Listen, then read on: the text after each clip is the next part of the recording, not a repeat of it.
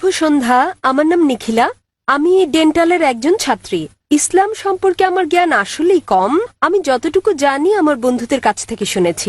আমার প্রশ্ন হচ্ছে, আমি একটি পোস্টারে দেখেছি যে বলা আছে সঙ্গীত এবং নৃত্য ইসলামে গ্রহণযোগ্য নয়। এটা কেন? মানে আমি বলতে চাইছি যে আপনি এটা এমনি এমনি বলতে পারেন না যে গান বাজনা বা নৃত্য করো না। যেমন আপনি যদি বলেন যে ভরতনাট্যম বা অন্য কোনো নৃত্যের ব্যাপারে যেখানে সঙ্গীত আছে, এমনকি এমনিতেও আমরা সঙ্গীতের মাধ্যমে ঈশ্বরের প্রশংসা বা নিজেদের আবেগ প্রকাশ করে থাকি, তাহলে গান বাজনা গ্রহণযোগ্য নয় কেন? বোন জিজ্ঞেস করলেন যে কেন ইসলাম ধর্মের সঙ্গীত এবং নৃত্য নিষিদ্ধ।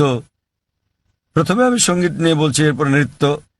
সঙ্গীতের ব্যাপারে বলা যাবে, আমাদের প্রিয় নবী মুহাম্মদ সাল্লাল্লাহু আলাইহি ওয়াসাল্লাম বলেছেন যে সঙ্গীতের বাদ্যযন্ত্র সাধারণ নিয়মে সবই নিষিদ্ধ, তবে তিনি যেটার অনুমতি দিয়েছিলেন সেটা দাফ, একপাশে খোলা ড্রাম যাকে বলা হয় ডাফ বা ডাফলি।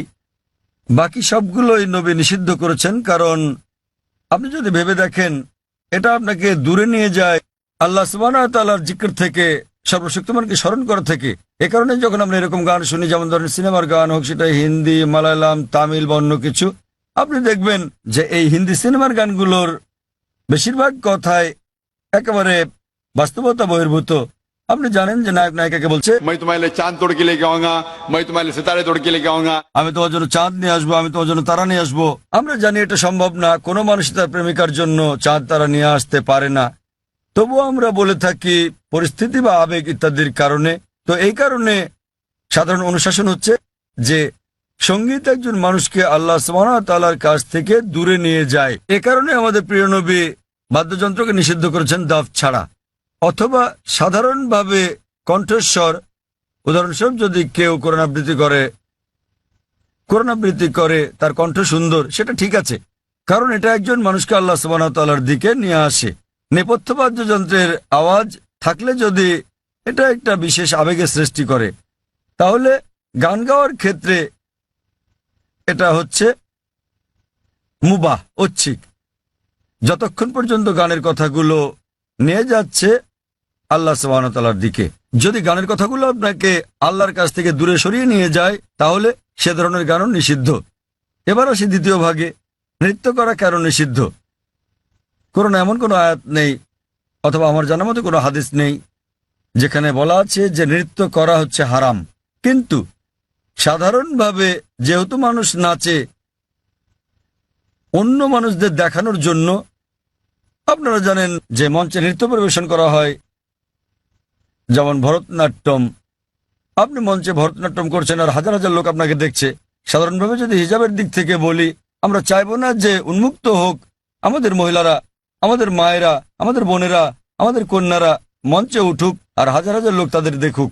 তো যে কোনো পেশা যেখানে শরীরকে প্রদর্শন করা হয়ে থাকে মানুষকে বিনোদন দেবার জন্য, সেটা নিষিদ্ধ।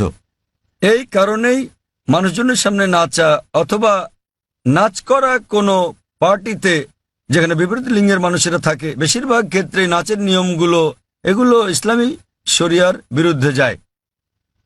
যখন আপনি নাচেন বেশিরভাগই জোড়া বেঁধে, ছেলে এবং মেয়ে, আর তাদের মধ্যে বেশিরভাগই গার্লফ্রেন্ড বয়ফ্রেন্ড, এবং তারা অন্য মানুষদের সামনে নাচে। সুতরাং যেহেতু এটা ইসলামী হিজাবের নিয়মের পরিপন্থী, এ কারণেই বলা হয় এটা নিষিদ্ধ, কারণ এটা হিজাবের নিয়মের বিপরীত। তাই বুঝতে হবে যে যখন নাচ করছেন, আপনি মানুষজনের সামনে নাচ করছেন, পার্টিতে যাচ্ছেন, আবার ঘুরে বেড়াচ্ছেন, আর না হলে শুধু স্বামী স্ত্রী মিলে যেভাবে খুশি সময় কাটাতে পারেন, যতক্ষণ এটা শরিয়ার বিরুদ্ধে না যাচ্ছে। বদ্ধ ঘরের ভেতরে স্বামী স্ত্রী মিলে যা খুশি করতে পারেন, যদি এটা কোরআন ও হাদিসের নিয়মকানুনের বাইরে না যায়, কোনো সমস্যা নেই। কিন্তু যেহেতু বেশিরভাগ সময় নাচ শরীরকে প্রদর্শন করে থাকে, এতে গান থাকে, নাচ থাকে, আপনি মঞ্চে উঠছেন আর লোকেরা আপনাকে দেখছে, তাই এটা শরিয়ার হিজাবের নিয়মের বিরুদ্ধে। এ বিষয়ে আমার ভিডিও ক্যাসেট দেখেন, ইসলামে নারীর অধিকার আধুনিক না সেকেলে, সেখানে বিস্তারিত আছে কেন আমরা মুসলিমরা নারীদের নিরাপত্তা দেই, ভালোবাসি, তাদেরকে কি চোখে দেখি। যেহেতু আমরা নারীদের ভালোবাসি, আমরা তাদের নিরাপত্তা দেই এবং আমরা তাদের প্রদর্শন করতে চাই না। এই কারণেই যে সমস্ত পেশায় প্রকাশ্যে গান গাওয়া বা নাচ করা অথবা মডেলিং এর ব্যাপার আছে, সেগুলো নারীর জন্য নিষিদ্ধ। আশা করি উত্তরটা পেয়েছেন।